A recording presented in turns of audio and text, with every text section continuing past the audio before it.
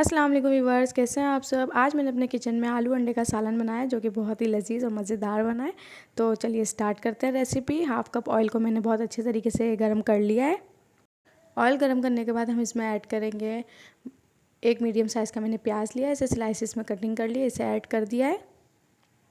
प्याज को हम लाइट ब्राउन कर लेंगे। लाइट ब्राउन करने के बाद हम इसमें 1 टेबल स्पून लहसुन अदरक का पेस्ट ऐड करेंगे और प्याज के साथ इसकी हम भुनाई करेंगे 2 से 3 मिनट के लिए, क्योंकि इससे फ्लेवर इन्हेंस होता है। इसलिए हमें भुनाई ज़रूर करनी चाहिए क्योंकि सालन में टेस्ट अच्छा आता है। भुनाई के बाद हम इसमें 2 मीडियम साइज़ के टमाटर ऐड करेंगे। ये मैंने फ्रीज़र किए हुए थे तो इसलिए ना ग्रीन ग्रीन हो रहे थे। आपके पास रेड हो तो आप रेड भी यूज़ करें। और 3 से 4 हरी मिर्ची मैंने बीच में से कटिंग कर ली है, इसे ऐड कर दिया है। इसके बाद मैं इसमें ऐड करूँगी हाफ़ टी स्पून हल्दी। हल्दी ऐड करने के बाद हम इसमें ऐड करेंगे 1 टेबल स्पून पिसी हुई लाल मिर्च। अगर आप चाहें तो हाफ़ टी स्पून इसमें कश्मीरी लाल मिर्च भी ऐड कर सकते हैं, क्योंकि कलर कश्मीरी लाल मिर्च से आता है। लेकिन जो मैंने इसमें 1 टेबल स्पून पिसी हुई लाल मिर्च ऐड की है, इसी से ही कलर बहुत अच्छा आ गया था, तो मैंने कश्मीरी लाल मिर्च ऐड नहीं की थी। अब मैंने हाफ़ टी स्पून इसमें ज़ीरा पाउडर ऐड किया है। अब इसमें थोड़ा सा पानी ऐड कर देंगे ताकि टमाटर जो है उसका अच्छे से पेस्ट बन जाए, टमाटर गल जाए अच्छी तरीके से। 5 से 10 मिनट के लिए हम इसे ढक के रख देंगे जब तक टमाटर गल नहीं जाते, बिल्कुल स्लो फ्लेम पे। 5 से 10 मिनट बाद टमाटर का पेस्ट अच्छी तरीके से तैयार हो गया था।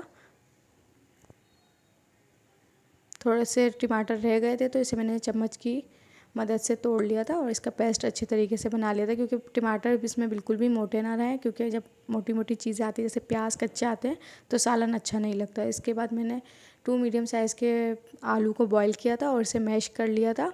इसके बाद इसमें ऐड कर दिया था। इससे ग्रेवी आलू अंडे की अच्छी बनती है, इसलिए मैंने ऐड किया है। थोड़ा सा हम इसमें पानी ऐड करेंगे ताकि हम आलू को अच्छे से और मैश कर लें।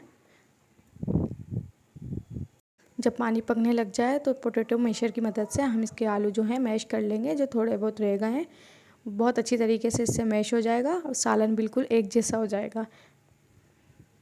3 से 4 मिनट बाद मसाला बहुत अच्छी तरीके से भुन गया था, जैसे आप देख सकते हैं। बहुत अच्छी इसकी ग्रेवी रेडी हो गई है, बिल्कुल नहीं पता लग रहा कि हमने इसमें आलू भी ऐड किए हैं। अब इसके बाद हम इसमें 3 से 4 मीडियम साइज़ के आलू को पहले मैंने 70% बॉईल कर लिया है, इसे ऐड कर दिया है। अब इसे हम मिक्स करेंगे।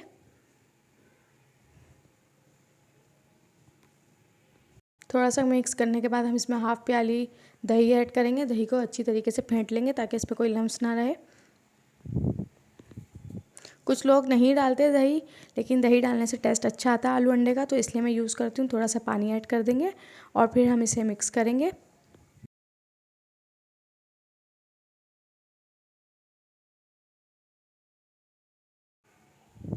इसके बाद हम इसमें हाफ़ टी स्पून नमक ऐड कर देंगे और मिक्स कर लेंगे।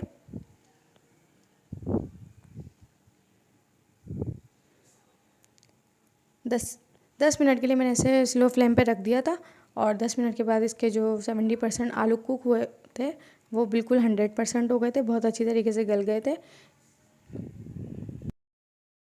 इसका पानी खुश्क हो चुका है। आधा गिलास हम इस पर पानी ऐड करेंगे शोरबे के लिए। आप जितना चाहे रख सकते हैं, ज़्यादा पतला भी कर सकते हैं और थोड़ा सा थिक भी रख सकते हैं, क्योंकि इसकी ग्रेवी भी बहुत अच्छी बनी हुई है, तो ये बहुत अच्छा लगता है खाने में। जब इसका पानी बॉईल हो जाए तो ऊपर से पिसा हुआ गरम मसाला छिड़क दें और हरा धनिया से गार्निशिंग कर दें इसकी। और अंडों को मैंने बॉईल करके रख लिया था, इनकी कटिंग कर ली थी और इसी में मैंने ऐड कर दिया था। अगर आप चाहें तो जब आप सर्व करें जब भी ऐड कर सकते हैं अंडे। कुछ मैंने कटिंग करके ऐड किए थे और 2 अंडे मैंने बगैर कटिंग किए ऐड कर दिए थे, क्योंकि हर किसी को अलग अलग पसंद होती है। तो किसी को कटे हुए अंडे पसंद आते हैं और किसी को साबुत अंडे, तो मैंने 2 अंडे साबुत रख दिए थे और बाकी मैंने कटिंग कर लिए थे।